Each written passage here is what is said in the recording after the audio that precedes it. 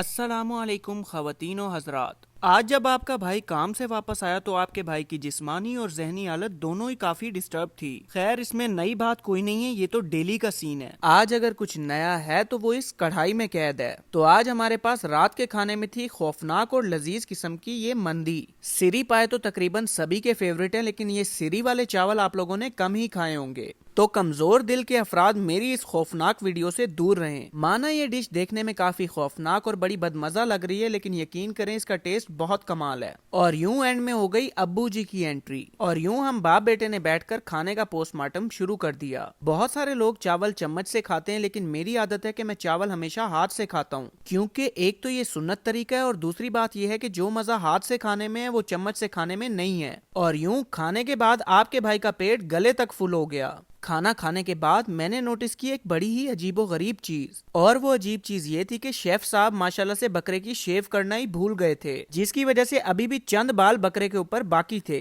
खैर, अब क्या ही किया जा सकता है, अब तो पूरी सीरी आपका भाई खा चुका है। खाना खाने के बाद अगला स्टेज था सफाई। तो मैंने फटाफट सारी सफाई की और उसके बाद मैं पहुंच गया कमरे में ताकि कुछ मीठा खाया जा सके। ये सोन हलवा स्पेशली अम्मी ने मेरे लिए मुल्तान से भेजा था 2 दिन पहले, और इसका आधा हिस्सा खत्म भी हो चुका है। तो भाई लोग, खाना खाने के बाद मेरी जिस्मानी हालत तो बेहतर हो गई, लेकिन जहनी हालत अभी तक वैसे की वैसे थी। तो मैंने सोचा क्यों ना आज फजर की नमाज मस्जिद नबवी में अदा की जाए। तो यूं आपके भाई ने फटाफट स्पीड पकड़ी और तैयारी करना शुरू कर दी। मस्जिद नबवी जाते हुए जब बंदा रेडी हो रहा है, उसकी खुशी में आप लोगों को वर्ड्स में बता ही नहीं सकता। तो यूं आपका भाई रेडी हुआ और अपनी जनाना चप्पल पहनने के बाद मैं घर से निकल पड़ा। फजर की नमाज में अभी भी 2-2.5 घंटे बाकी थे, लेकिन मैं टाइम से घर से निकल रहा था ताकि ज्यादा से ज्यादा टाइम वहां पर स्पेंड किया जा सके। और यूं मदीना की खूबसूरत गलियों से होता हुआ मैं निकल पड़ा मस्जिद नबवी के लिए। और ये है वो रास्ता जो सीधा हरम की तरफ जाता है। तो यूं मैं पहुंच गया सीधा हरम की पार्किंग में, जहां पर मैंने पकड़ी पार्किंग स्लिप और गाड़ी पार्क करके मैं निकल पड़ा ऊपर की तरफ। ये है वो एस्केलेटर जो कि बिल्कुल भी आम नहीं है, क्योंकि ये आपको पहुंचाती है दुनिया की खूबसूरत तरीन जगह पर। सुबह के 3:30 हो रहे हैं, लेकिन माशाल्लाह से रोज़े रसूल सल्लल्लाहु अलैहि वसल्लम की रौनकें बरकरार हैं। यहाँ पहुंचने के बाद ऐसा लग रहा था कि दिन अभी शुरू हुआ है। ये वो जगह है जहाँ पर टूटे दिलों को सुकून और आपकी रूह को राहत मिलती है।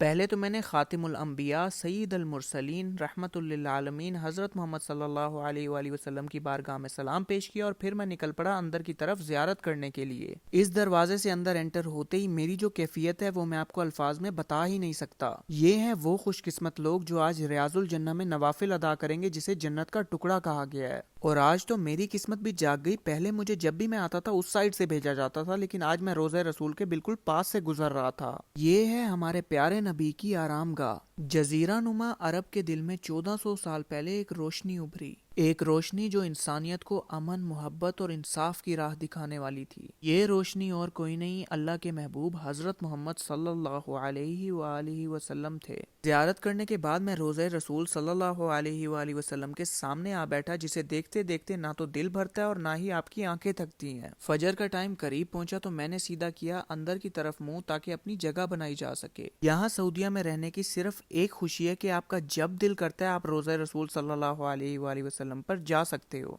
और इस एक खुशी पर मेरी जिंदगी की सारी खुशियां कुर्बान। अभी तो अंदर जगह ही जगह है, लेकिन अब से ठीक 10-15 मिनट बाद यहाँ पर पैर रखने की भी जगह नहीं मिलेगी।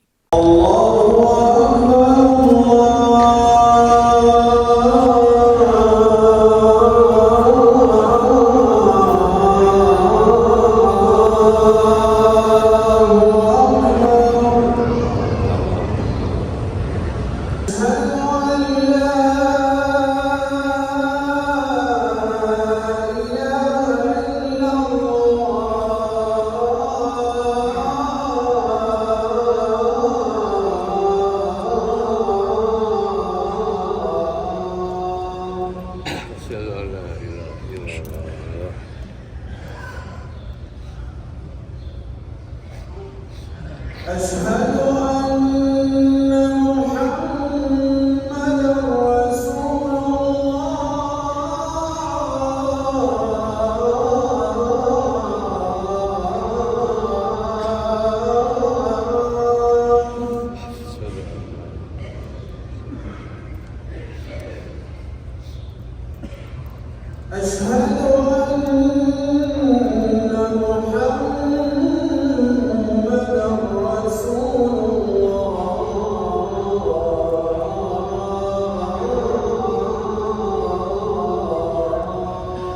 फिर यूं फजर की नमाज के लिए जमात खड़ी हुई। आपके भाई ने फजर की नमाज अदा की और फिर अपनी चप्पलें पकड़कर मैं निकल पड़ा बाहर की तरफ। बाहर निकलने से पहले मैंने पीना था जमजम, जहाँ पर काफी रश होता है, लेकिन आज आपके भाई को जगह मिल ही गई। तो यूं फजर की नमाज अदा की, जमजम पिया और फिर मैं निकल पड़ा बाहर की जानिब। वैसे तो आप यहाँ पर जिस टाइम मर्जी आए, यहाँ पर चारों तरफ खूबसूरती ही खूबसूरती है, लेकिन फजर के बाद की खूबसूरती मैं आपको अल्फाज में बता नहीं सकता। यहाँ मैंने उस खूबसूरती को अपने कैमरे की आंख में कैद करने की पूरी कोशिश की, लेकिन ये जो खूबसूरती मैं अपनी आंखों से देख रहा हूँ वो अलग ही है। तो यूं निकलने से पहले आप सल्लल्लाहु अलैहि वसल्लम की बारगाह में मैंने सलाम अर्ज किया और फिर मैं निकल पड़ा। यहाँ पर आने से पहले मेरे दिमाग में बहुत सारा स्ट्रेस था और मैं बहुत ज्यादा डिप्रेस था, लेकिन अब वापस जाते हुए ऐसा लगता है कि मुझे कभी कुछ हुआ ही नहीं था। बेशक इस जगह में जो सुकून है वो दुनिया में कहीं पर नहीं है। पार्किंग में आने के बाद आपके भाई की तो गर्दन ही घूम गई, क्योंकि आपके भाई से अपनी गाड़ी गुम हो गई थी। बड़ी देर ढूंढने के बाद मुझे अपनी गाड़ी इन दो गाड़ियों के पीछे छुपी हुई मिली। अब बारी थी मेन काम की, जो कि था पार्किंग के लिए पे करना। हरम की पार्किंग दुनिया की सबसे सस्ती तरीन पार्किंग है, जो कि 1 घंटे का सिर्फ 1 रियाल 15 पैसे चार्ज करती है।